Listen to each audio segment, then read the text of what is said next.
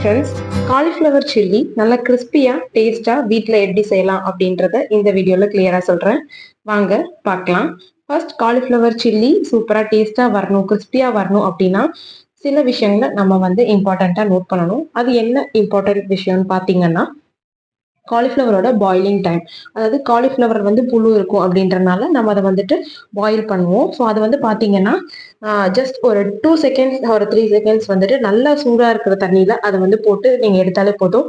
ரொம்ப நேரம் பாயில் பண்ணீங்க அப்படின்னா லாஸ்ட்டாக நீங்கள் ஃப்ரை பண்ணி எடுக்கிறப்போ காலிஃப்ளவர் சில்லி வந்து கிறிஸ்பியாக இருக்காது. ஸோ இது ஒரு முக்கியமான டிப். செகண்ட் டிப் என்னன்னு பார்த்தீங்கன்னா, மாவோட கன்சிஸ்டன்சி. தோசை மாவு பதத்தில் நம்ம கரைக்கிற மாவு வந்து இருக்கணும். ஸோ இது ஒரு முக்கியமான டிப். தேர்ட் டிப் என்னன்னு பார்த்தீங்கன்னா, அதுல வந்து மாவோட ரேஷியோ எல்லாமே வந்து சரியான அளவுல வந்து போடணும். சில மாவு அதிகமா போட்டோம் அப்படின்னா கிறிஸ்பியா வந்து வராம ரொம்ப வந்துட்டு ஒரு மாதிரி இருக்கும் சாப்பிட. இது வந்து முக்கியமான ஒரு டிப். அடுத்து இது எல்லாமே நீங்க வந்து கரெக்டா ஃபாலோ பண்ணுங்க. இப்போ இதுக்கான ரேஷியோல இந்த மாவு மிக்ஸ் நம்ம எப்படின்றது ரெடி பண்ணலாம் வாங்க. ஃபர்ஸ்ட் மைதா மாவு வந்து 2 ஸ்பூன் நான் வந்து எடுத்திருக்கேன். நெக்ஸ்ட் பாத்தீங்கன்னா கார்ன்ஃபிளவர் மாவு, அதுவும் வந்து 2 ஸ்பூன் எடுத்திருக்கேன். அடுத்து கடலை மாவு, அது வந்து பார்த்தீங்கன்னா 1½ ஸ்பூன் வந்து எடுத்திருக்கேன். அடுத்து பச்சரிசி மாவு, அது 1 ஸ்பூன் வந்து எடுத்திருக்கேன். உப்பு வந்து எவ்வளோ தேவையோ அந்த அளவுக்கு வந்து போட்டுக்கோங்க. இஞ்சி பூண்டு பேஸ்ட் அது ஒரு 1/2 ஸ்பூன் போட்டுக்கோங்க. கறி மசால் தூள் அது ஒரு 1/4 ஸ்பூன். காரத்துக்கு மிளகாய் தூள் அது ஒரு 1/4 ஸ்பூன்.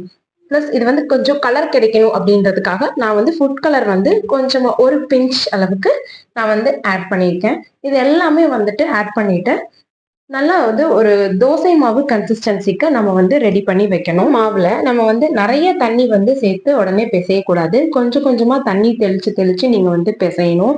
அப்பதான் வந்துட்டு கரெக்டான கன்சிஸ்டன்சில மாவு நமக்கு கிடைக்கும். தண்ணி அதிகமா சேர்த்துட்டீங்க அப்படின்னா அந்த காலிஃபிளவர்ல மாவு வந்து நல்லா வந்து ஒட்டாது. அப்புறம் பாத்தீங்கன்னா நீங்க பொரிச்சு எடுக்கிறப்போ அந்த மாவு வந்து காலிஃபிளவர்ல இருக்காது. காலிஃபிளவர் வந்து தனியா அப்படியே தெரியும் உங்களுக்கு. ஸோ அதனால மாவோட கன்சிஸ்டன்சி ரொம்பவே வந்து முக்கியம் பர்ஃபெக்டா வர்றதுக்கு.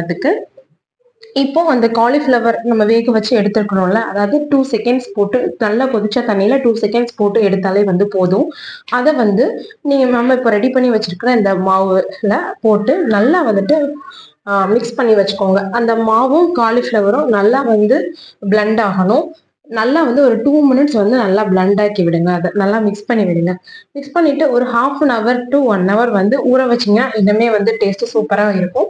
பட் டைம் இல்லை அப்படின்னாலும் பரவாயில்ல, நல்லா வந்து கிறிஸ்பியாவே வரும். நீங்க இந்த மெத்தட் ஃபாலோ பண்ணி செஞ்சீங்க அப்படின்னா. ஆயில் வந்து ஹீட் பண்ணிக்கோங்க. ஹீட் பண்ணதுக்கு அப்புறம் காலிஃபிளவர்ஸ் எல்லாமே கொஞ்சம் தள்ளி தள்ளி போட்டுக்கோங்க. போட்ட அப்புறம் அடுப்பு வந்து பாத்தீங்கன்னா மீடியம் ஃப்ளேம்ல வச்சுட்டு காலிஃபிளவர்ஸ் எல்லாத்தையுமே நீங்க வந்து நல்லா ஒரு 2 மினிட்ஸ்க்கு அப்புறம் நல்லா பரட்டி விடுங்க. அப்புறம் ஒரு 1 மினிட்ல வந்து பாத்தீங்கன்னா காலிஃபிளவர் வந்து சில்லிஸ் எல்லாமே ரெடி ஆயிடும்.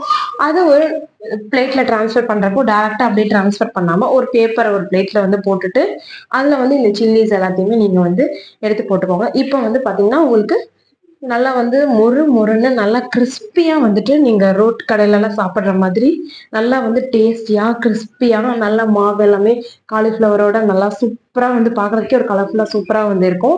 நீங்களும் வந்து உங்க வீட்டுல வந்து ட்ரை பண்ணி பாருங்க. ட்ரை பண்ணி பார்த்துட்டு இந்த ரெசிபி எப்படி வந்தது அப்படின்றத எனக்கு வந்து கமெண்ட்ஸ்ல வந்து சொல்ல மறக்காதீங்க.